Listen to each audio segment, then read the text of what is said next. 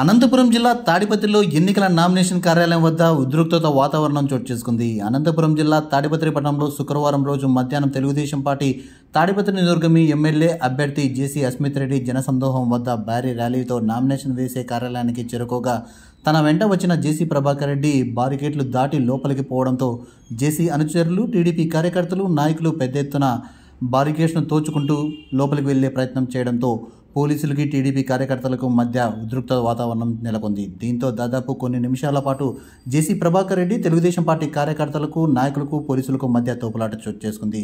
దీంతో మాజీ ఎమ్మెల్యే, ప్రస్తుతం మున్సిపల్ చైర్మన్ జేసీ ప్రభాకర్ రెడ్డి అక్కడి నుంచి వెనుతిరగడంతో పోలీసులు ఊపిరి పీల్చుకున్నారు.